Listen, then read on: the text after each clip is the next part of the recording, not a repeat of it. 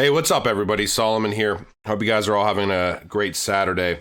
So, I did see that we have a little bit of an update on the Ripple court case that is going on right now. I believe there were like 7 or 8 motions, files for complaint, and we do have clarification on 3 of those at least at this point. So, I wanted to read through this because many of you may not be on Twitter. And I think that it's important to continuously provide updates on this. So this is xrparcade.com, and this is run by Leonidas. If you're on Twitter in the XRP community, I'm sure that you're aware of this gentleman. He is a fantastic researcher and compiles quite a bit of news regarding Ripple and XRP adoption. And he pretty much did a nice consolidated little memo here that basically provides an update as to the ruling that came out yesterday on, or partial ruling, I should say. So I'm going to read through this and then go from there. So this is a Ripple lawsuit, fraud allegations dropped, Brad Garlinghouse still not out of the woods. And we can see right here, published by Leonidas on October 3rd, 2020. Huge shout out to you, dude. I mean, you do an absolutely fantastic job. So give him a follow if you're on Twitter. Bookmark xrparcade.com. I believe that there's ways you can support him as well. So the blockchain and crypto industry have been eagerly watching the lawsuits against Ripple, claiming the company and its executives sold unregistered securities in the form of XRP and committed fraud. In a recent development, Ripple and its executives have been cleared of any fraud allegations, excluding a statement made by Ripple CEO Brad Garlinghouse regarding his XRP holdings. If you're not aware, this is the background of the lawsuit here. There's also actually a trademark infringement lawsuit for PayID because Australia's payment, their NPP, I believe, utilizes a payment system entitled PayID as well. But that is a completely separate lawsuit. This is Zakanoff versus Ripple Labs Incorporated, filed on November 2018, District Court for Northern California. Since then, it was related to various other cases. Everything was basically consolidated. Bradley Sostak was named the lead plaintiff in June 2019. Now, Ripple filed for dismissal, and in February 2020, Judge Phyllis J. Hamilton granted and denied in part the motion to dismiss by Ripple. Specifically, the charges for misleading advertisements were dismissed, causes 6 and 7, along with the charges against Ripple and Brad Garlinghouse for control person liability in connection with the defendant's primary violation. Now, here was the amended complaint, though. The plaintiffs filed an amended complaint in March consisting of 7 claims for relief. And we will see here, based on reading this, that 2 of these were dismissed by the judge. 1 of them was not. The 7 claims out of the 7 claims for relief, the ones dealing with XRP potentially being a security were not dismissed as well. So number 1 is unregistered offer and sale of securities in violation of sections 5 and 12 of the Securities Act. That one was not dismissed. Violation of section 15 of the Securities Act. That one was not dismissed. That was still pending. That one is still open. 3, unregistered offer and sale of securities in violation of California Corporations Code sections. I don't believe this one was dismissed either. We go down through here, 6 and 7 were dismissed, and 4 is still open, I guess due to Brad's comments here. So 4 is violation of this California Corporations Code. 5 is still open, I believe, violations of sections, whatever these sections are in the California Corporations Code. 6 and 7 were both dismissed. False advertising in violation of Business and Professions Code and unfair competition. Now, this was ruled on yesterday, October 2nd. The Honorable Judge Phyllis J. Hamilton reached a decision on Ripple's motion to dismiss these fraud allegations. Specifically, the court concluded that the plaintiff's failure to prove how the 17 alleged misstatements cited in their complaint were true.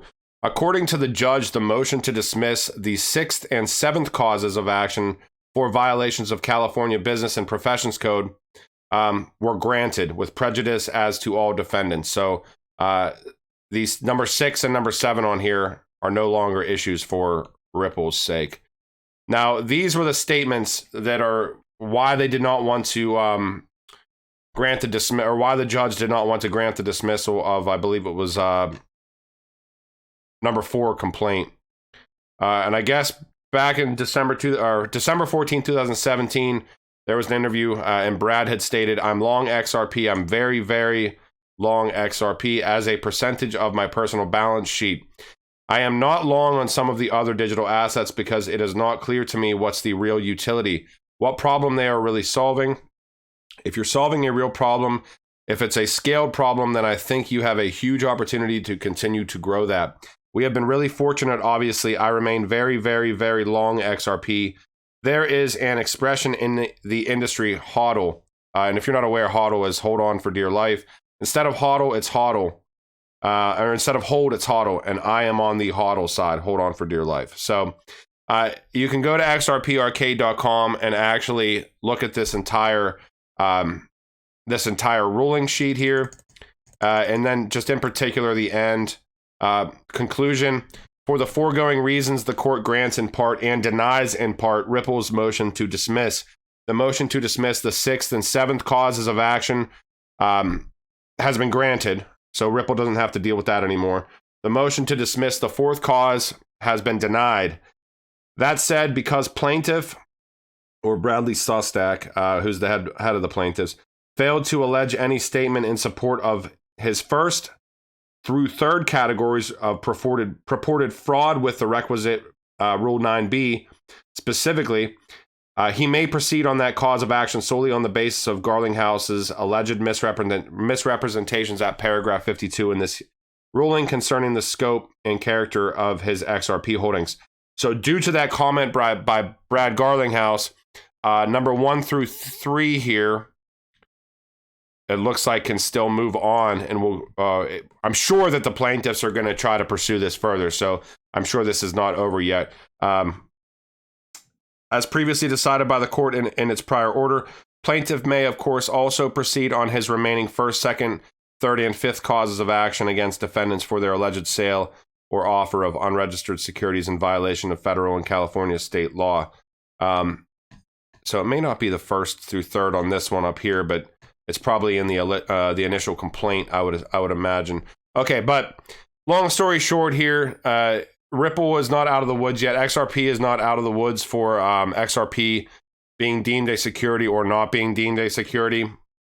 I have my own opinions on it, and those are my opinions. But I tend to think that probably earlier on, and we've heard this mentioned previously too by many of the lawmakers, that something could be a security and then not be a security. So I am not sure how this rhetoric is going to be brought out. I'm not sure what the ruling is going to be. I'm not the one that is going to make this decision. So my opinion means nothing.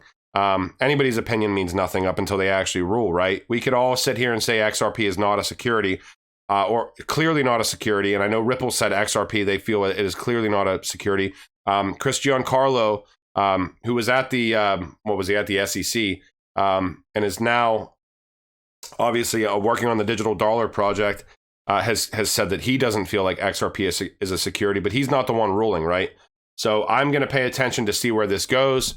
And I always preach diversification on this channel, and trying to safeguard some things through diversification. But I don't think, my gut opinion, and obviously not financial advice, I would imagine that there's going to be some sort of a settlement, maybe some sort of a fine here for certain things.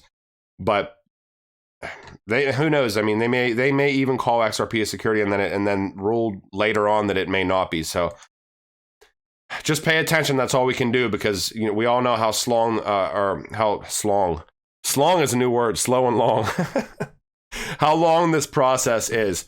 Now, I saw this today just by browsing. IMF's Georgieva says COVID crisis or pandemic crisis is a chance to fix capitalism. This deals with carbon taxing. This deals with technology a little bit here, but nothing specific. We can see Christine Lagarde and Georgieva here. So nothing about level playing field or anything like that. I didn't really even see, no, digital tax, but that's not digitization. I'm sure they don't talk about blockchain in this. No, they don't.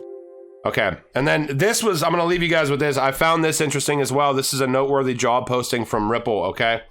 And this is stating via this job posting by Ripple that Ripple is going to launch a trading platform to provide real-time access to the cryptocurrency markets. The opening of a new job posting on Ripple confirms that the San Francisco-based startup is preparing to launch a next-generation trading platform. Ripple reveals that the new list is looking for a senior software engineer who will create an enterprise-level distributed trading platform that provides real-time access to the cryptocurrency markets for liquidity. The successful candidate will be responsible for sourcing and collecting liquidity while dealing with execution, algorithm modeling, and implementation. Ripple also mentions on-demand liquidity in that job posting, which, based on this article, they're saying it implies that the trading platform may depend on the company's XRP-based remittance technology. I'm not sure if that's the entire platform. Maybe that's certain. Maybe there's payment options, or I should say settlement options for certain things based on that platform. We don't know enough yet, but interesting. And on-demand liquidity is a product that uses digital assets and blockchain technology to increase the cost. That's a typo. To decrease the cost, speed, and transparency. This is a really messed up article here. Okay, let me fix this guy's article. On-demand liquidity is a product that utilizes XRP to decrease the cost and increase the speed and transparency of cross-border payments. This product, which is extremely strategic for Ripple, is supported by the superior speed, low transaction costs, and scalability of the digital currency XRP. Details are not yet clear. The link between the two platforms seems broad, as the job posting emphasizes not just XRP, but the general crypto markets. However, it is not yet clear whether the platform will be reserved for retail traders, institutions, or financial institutions that are part of RippleNet. So, interesting. And, like I said, I do think that it's important just to give an update as far as where this lawsuit is going. We do know that the fraud allegations at this point have been dropped, with exception of Brad Garlinghouse's statements from December of 2017, and that the securities question for XRP is still open. So, just wanted to provide an update to you all. For those of you that are not on Twitter, I think that it's important to stay up to date on these types of things. Job posting is interesting as well. Some sort of a trading platform that could potentially be based on XRP, but I would ask that people do their research before they put out actual articles and misphrase things. So I hope you guys have a great rest of your weekend, great evening. If there's news tomorrow, I'll post it.